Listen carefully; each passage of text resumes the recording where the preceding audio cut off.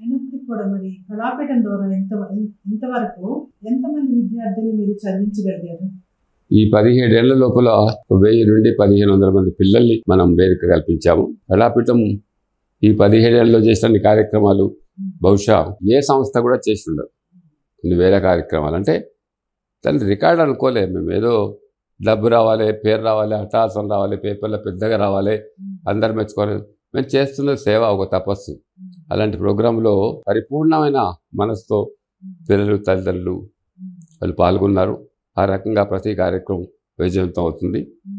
చాలామంది వస్తున్నారు. పోతే ఫ్లో అంటే 10th దాటిన తర్వాత వాళ్ళు డివోషన్ కావడం చాలా కష్టం. ఎందుకంటే ఇంటర్మీడియట్కి వెళ్ళిన తర్వాత చాలా ఎడ్యుకేషన్ ఉంటుంది. వాళ్ళు 10thలో కూడా కష్టమే. 9th మటుకు పిల్లల్లో స్పందన ఉంటుంది. 10th కొంచెం వాళ్ళు ఇష్టం ఉన్నా కూడా కొన్ని కార్యక్రమాలకు రాలేకపోతారు. అది కూడా ఇంపార్టెంట్ కదా. ఆ రకంగా ఈ ప్రవాహం, గంగా ప్రవాహం వస్తూనే ఉంటారు, పిల్లలు పోతూనే ఉంటారు, వస్తూనే ఉంటారు, పిల్లలు పోతూనే ఉంటారు. ఇది ఆగని ప్రవాహం, జీవనది. నేను ఉన్నంత మటుకు జీవనది. తర్వాత స్వామి ఆశీర్వాదం ఏం చేస్తారు కానీ అది నడుస్తూనే ఉంటుంది. నేను సిక్ అయినప్పుడు కూడా ఇంట్లో కూర్చొని జూబులో కార్యక్రమాలు నిర్వహించాను. అది కూడా కరోనా కాలంలో విరివిగా పెట్టిన కాలానికి కరోనా కాలంలోనే దాదాపు ఒక 200 మంది స్టూడెంట్స్ కళాపీఠంలో చేరారు ఆన్లైన్లో. అది అంటే ఒక ఇంట్రెస్ట్. కళాపీఠం ప్రోగ్రాం అంటే చాలా బాగుంటుంది, సాంప్రదాయబద్ధంగా ఉంటుంది, సిస్టమేటిక్గా ఉంటుంది అని ఒక నమ్మకం. అక్కడికి పోతే పేరు అంటే మేము కళాపీఠం సభ్యులము, కళాపీఠంలో పాడతామని చెప్పుకోవడం వాళ్ళకి సంతోషం, అట్లా గర్వకారణం. మీరు పిల్లలకి ఫీజులు కడతాము అని చెప్తారు కదా కళాపీఠం నుంచి, అట్లా ఎంతమంది పిల్లలకి కళాపీఠం నుంచి ఫీజులు కట్టారు మీరు? గత 10 ఏళ్ళ లోపల కనీసం ఏడాదికి ఒక 10 మెంబర్స్ చొప్పున 100-150 మంది కట్టుంటాం.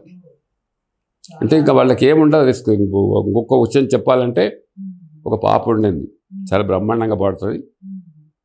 మేము ఫిలింనగర్ సాయిబాబా టెంపుల్లో ఒక ప్రోగ్రాం చేస్తున్నప్పుడు ఆ పాప వాళ్ళ తండ్రి, ఉగాది కాబట్టి ఆ పాప వాళ్ళ తండ్రి చేత మేము ఉగాది పంచాంగ శ్రవణం కూడా చేయించాము.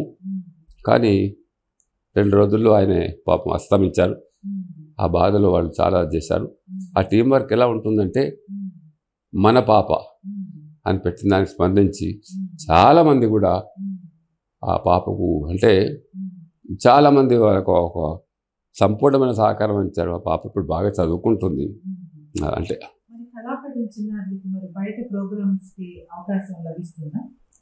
కాకుండా కళాపీఠం ప్రోగ్రామ్స్ కాకుండా బయట ఇంకా ఛానల్స్ కానివ్వండి, లేకుంటే వేరేటటువంటి ఎండోమెంట్ టెంపుల్స్ వాళ్ళు కానీ అవకాశాలు ఇస్తారు మరి చిన్నారులకి? కళాపీఠం పిల్లలు దాదాపు అన్ని ఛానల్స్లో పాడారు. ముఖ్యంగా SBC, భక్తి టీవీ, ABN ఛానల్, ఇంకా హిందూ ధర్మం చాలా ఉన్నాయి. చిన్న చిన్న ఛానల్స్ కూడా చాలా ఉన్నాయి. దాదాపు అన్ని ఛానల్స్, అన్ని పండుగలు కూడా చాలా వైభవంగా మేము ఛానల్స్లో తీసుకెళ్తాం. అలాగే దేవాలయాల ఉత్సవాలు జరిగినప్పుడు మాత్రం ప్రత్యేకంగా తప్పకుండా మాకు ఆహ్వానం వస్తుంది. మీ పిల్లలను తీసుకొని ప్రదర్శన చేయించండి. దేవాలయ ఉత్సవాలంటే ఒక్క సిటీలోనే కాదు, సిటీకి దూరంగా ఒక మామిడి తోట ఉంది. ఆ తోటలో శ్రీకృష్ణుని ఆలయం కట్టారు. వాళ్ళైతే ప్రతి సంవత్సరం కృష్ణాష్టమికి ఎంత వైభవం అంటే దాదాపు ఒక 200 మంది 300 పిల్లలతో పోతాము. మార్నింగ్ పోతాము. ఆ మామిడి తోటలో పిల్లలు ఒక పిక్నిక్ స్పాట్ లాగా ఎంజాయ్ చేస్తారు. పాటలు, వాటలు, డ్యాన్సులు, భోజనాలు, టిఫిన్లు అంటే ఒక అనుభూతి.